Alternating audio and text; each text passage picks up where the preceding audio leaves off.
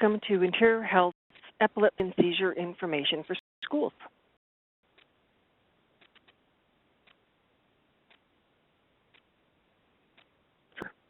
Seizures are sudden bursts of abnormal electrical activity in the brain that may affect a person's muscle control, movement, speech, vision, or awareness. There are many different types of seizures.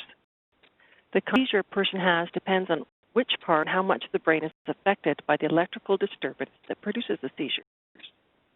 Seizures are divided into two main categories: partial seizures, generalized seizures. Some make a person fall to the ground in convulsions, in which muscles often stiffen or jerk out of control. Others may cause a person to stare at a trance-like state, have a few muscle twitches, or sense a strange smell or visual disturbances not experienced by anyone else. Some people, seizures happen only occasionally, and for others, it may happen up to 100 times a day.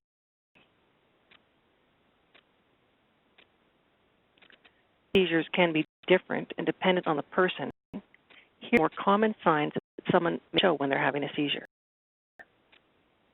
Further, this PowerPoint will review the different types of seizures you may see.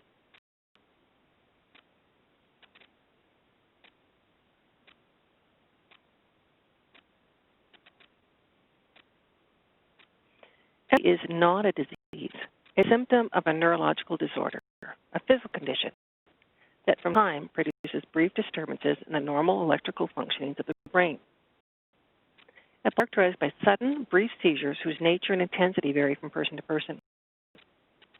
In times, epilepsy was viewed to be of divine origin and was called a sacred disease because they believed that the gods seized a person with epilepsy. Epilepsy is derived from the Greek word meaning a condition of being overcome, seized, or attacked. Diagnosing epilepsy can be hard. If that you or your child has had a seizure, your doctor will first try to figure out if it was a seizure or something else with similar symptoms. For example, a tic or a migraine headache may look or feel like a kind of seizure. The doctor asks lots of questions, and he or she will want to know what happened to you just before, during, and right after a seizure. The doctor will also want to examine you and do some tests such as an EEG. The information can help your doctor decide what kind of seizure you have and if you have epilepsy.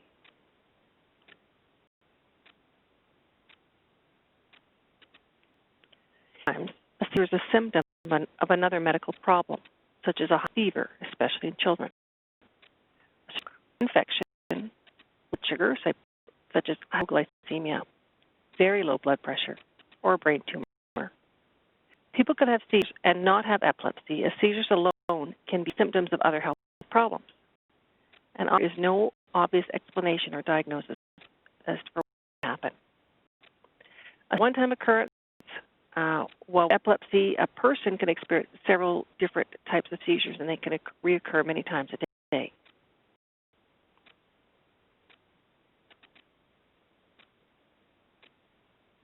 Epilepsy is a disorder with many possible causes. Anything that disturbs the normal activity of the nerve cells of the brain, the neurons, can lead to seizures. However, about 6% of cases of epilepsy have no known cause.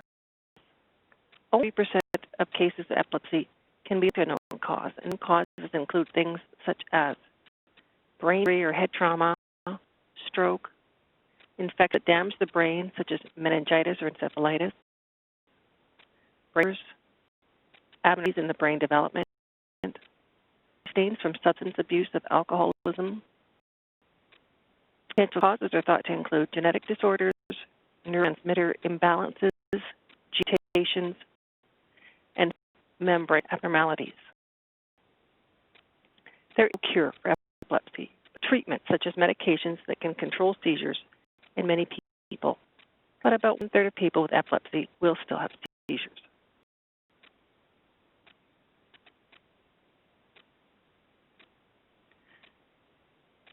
This may be different and may be unknown for each child. Events may trigger seizures include stress, poor nutrition, missed medications, flickering lights, skipping meals, illness, fever and allergies, lack of sleep, emotions such as anger, worry, fear, heat, and or humidity.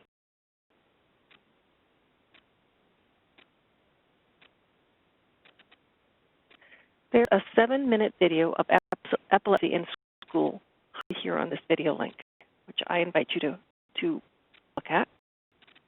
The modern system of seizure classification draws a distinction between partial and generalized seizures. The excessive electrical discharge is restricted to a given or localized area in the brain. The seizure is termed partial. If the entire is involved, the seizure is called generalized.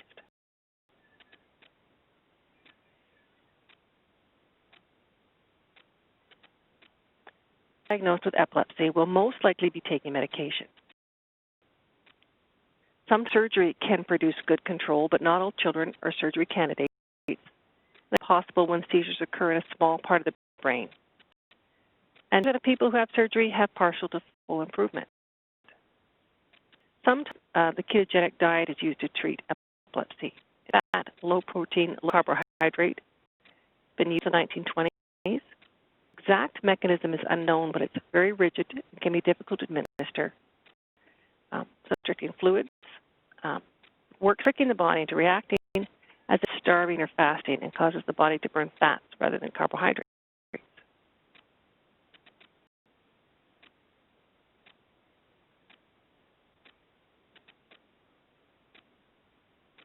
In terms of state, 1 in people will have at least 1 seizure in their lifetime. So knowing proper seizure first aid will greatly help someone having a seizure and even save their life. Here are some things to do. So during a seizure, follow the care plan. You must ensure safety, so call emergency help when it's required. Begin DR if you're first aid trained and it's necessary. Be able to describe or record the seizure activity and provide comfort and reassurance. The person having a seizure and is on the ground when you arrive, put something soft under his or her head and move dangerous objects out of the way. Put in the person's mouth may cause injury to him or her, such as chipped teeth, or jaw. You could also get bitten, so it is not necessary. Turn onto his or her side, mouth down, and let the person resist being moved. If the person vomits, turn the person onto his or her side in that case. Close attention to what the person is doing so you can describe the seizure to rescue personnel or doctors. So what kind of body movement occurred? How long did that seizure last? How did the person act immediately after the seizure? Are there injuries from the seizure? It's good to know the length of the seizure. There's a seizure record form that you can document this on. The person had a seizure should not drive, swim, climb ladders, or operate machinery until he or she has been seen by a doctor about the seizure.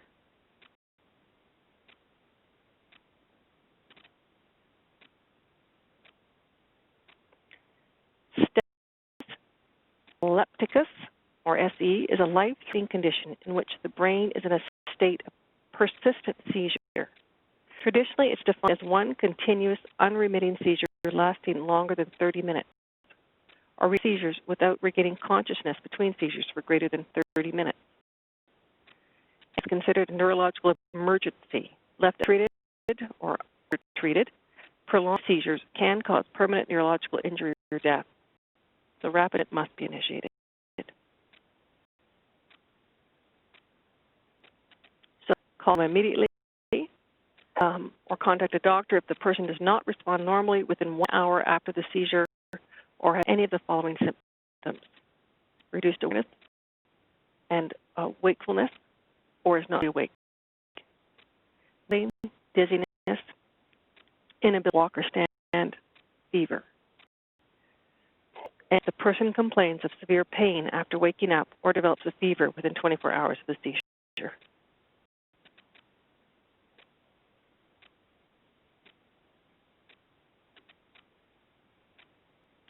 And family responsibility. It's very important for students with epilepsy that medical alert planning and request for medication administration forms have been completed by the parent and the doctor and returned to the school. You can on the Interior Health public website medical conditions at school page for more information. Logs may be provided by the family. Medication labeled for the student and has not been expired.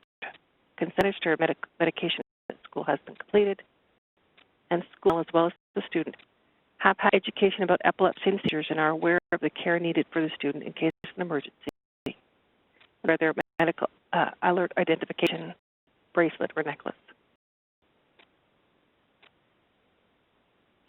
Cool. It's very important for students with epilepsy that medical planning and the request for medical administration forms have been completed by the parents. And as your record form or book has been received from the family, that the medicine is labeled for the student, it's not expired, and it's stored safely.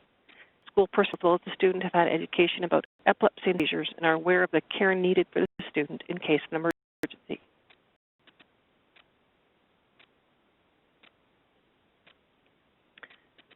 Attention to what the person is doing when they're in their epilepsy. So describe the seizure to rescue personnel or doctors. We've already covered kind of body movements, how long it lasts, how do they act after the seizure, any injuries. It suggests that the student's picture or care protocol be kept in a confidential location so that non-school personnel using the school facilities, for example after hours, are not able to view this information. And that's it. If you haven't, please go back and view that 7-minute video. It's very helpful. And contact your public health nurse if you've got more questions. Thank you.